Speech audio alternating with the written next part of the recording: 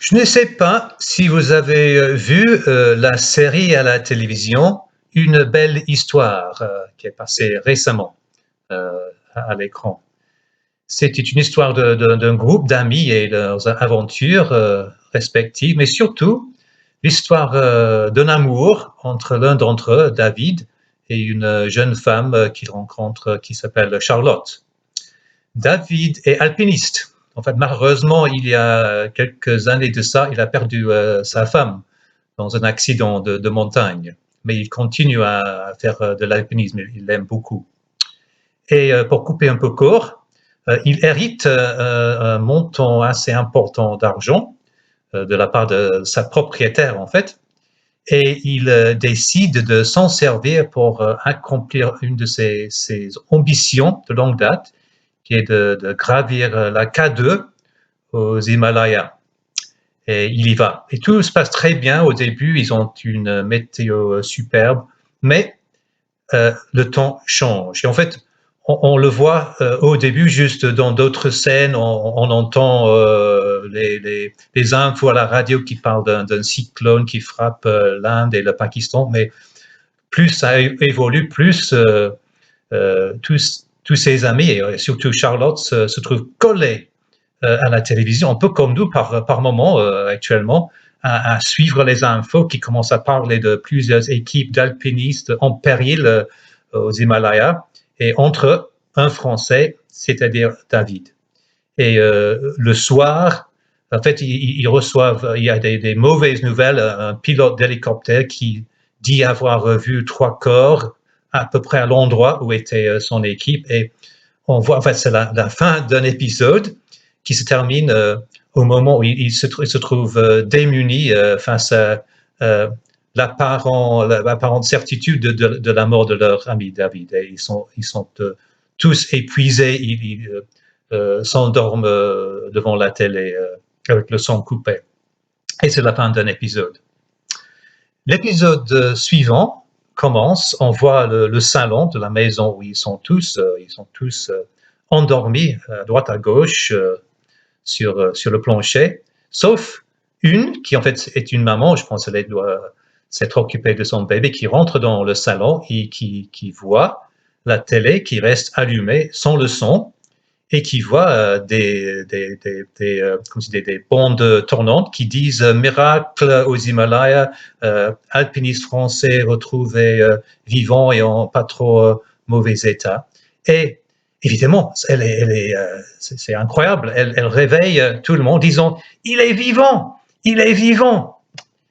Pour moi, c'était un moment de Pâques quand j'ai vu ça. Je dis waouh, c'était ça Pâques, c'est ça Pâques.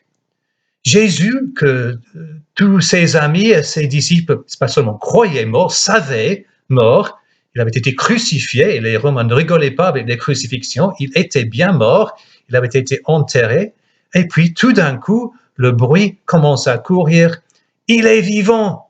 Ça commence avec les anges, et puis les femmes, et puis plusieurs disciples, et puis d'autres disciples. Peu à peu, ils entendent tous cette nouvelle, il est vivant. Quel changement dans leur esprit, ça change tout, comme pour les amis de David, ça a changé complètement leur esprit d'âme. Ils passaient du désespoir à la joie. Et c'est pareil pour Pâques. À Pâques, nous passons, les disciples passent et nous passons du désespoir à la joie à voir que Jésus est effectivement vivant. Et pour nous, ça a une signification beaucoup plus importante que pour les amis de l'alpiniste là. Pour eux, c'était une bonne nouvelle pour eux, mais ça ne changeait pas forcément le monde. Pour nous, ça change tout. Ça change notre perspective sur la vie. Jésus est vivant. Il a vaincu la mort. Il a passé à travers la mort, et il le fait dans un sens comme notre pionnier. Ça veut dire que nous n'avons plus besoin d'avoir peur de la mort, parce que la mort, pour nous, c'est une porte qui s'ouvre vers une nouvelle vie et une meilleure vie. Christ est, comme le dit le chant que j'ai proposé l'autre jour, notre espérance pour la vie et pour la mort. Pour la vie, parce que la vie n'est plus un triste accident, mais il y a un sens et un but pour la vie. Il y a un Dieu qui a vaincu la mort, le mal, le péché et la souffrance n'auront pas le dernier mot.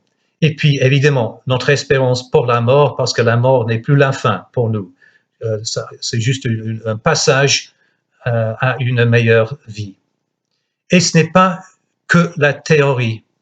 Pendant la semaine, j'ai eu le privilège de voir un témoignage. C'est juste dans une discussion par Internet, juste un petit peu en passant, d'un responsable d'église, je pense qu'il y a un pasteur en Angleterre, qui a dit que depuis 7 ans, il est atteint d'un cancer et maintenant, son cancer est passé en phase terminale. Alors pour lui, la mort a une réalité beaucoup plus appuyée que pour la plupart d'entre nous. Et il était honnête, il ne dit pas ça n'enlève point le fait qu'il a peur de mourir, il n'a pas envie de passer par la mort, mais quand même, il a une espérance face à la mort. Et en fait, il a écrit un livre qui est sous-titré « L'espérance face à la mort ». Et c'est ça que nous donne Pâques. Jésus est vivant, il a vaincu la mort. Nous avons l'espérance pour la vie et pour la mort. J'ai demandé à Jenny de lire le poème « Le printemps ne savait pas » parce que je trouvais déjà c'était très pertinent pour notre situation. Et pour moi, ça aussi, ça parlait de Pâques, de l'importance de l'espérance, de l'espoir dans une situation difficile, compliquée. Et cette idée que le printemps ne savait pas, ça donne l'espoir que la vie continue. Et puis, le poème parle de le jour de la libération, où les gens vont sortir dans les rues, s'embrasser, etc. Évidemment, ça ne va pas se passer comme ça dans la vraie vie, mais c'est un poème, c'est un rêve, c'est un indicateur de l'importance de l'espoir qu'un jour, on retrouvera notre vie habituelle avec tout dont on est privé actuellement. Mais Pâques, ça nous donne l'espoir d'un jour de libération beaucoup plus joyeux, beaucoup plus important, beaucoup plus total, plus entier que le jour où nous sortirons de notre confinement. Un jour de libération totale, le jour où nous irons vraiment dans la présence de notre Seigneur, être réunis avec tous les autres croyants de tous les âges et de tous les pays du monde. Quel jour de joie cette journée de libération sera. Et cette espérance n'est pas seulement pour la mort, c'est une espérance parce que la vie éternelle commence maintenant, en fait. On ne la vit pas de façon entière, c'est partiel, mais on commence déjà parce qu'on vit avec Jésus. Il est là avec nous, il nous accompagne tous les jours de la vie. Il nous promet le pardon qu'il nous a gagné à la croix. Il nous promet sa présence, il nous promet que nous sommes désormais enfants de Dieu grâce à ce qu'il a fait pour nous. Alors, je vous invite maintenant à chanter le chant « Éveille-toi, mon âme ». Les annonces vont suivre le chant, en fait, qui parle exactement de ça, avec des paroles « La mort a perdu, il a vaincu, éveille-toi ». Quelle joie nous partageons ce Pâques, quelle joie de savoir que effectivement Jésus est vivant et ça change tout. Amen.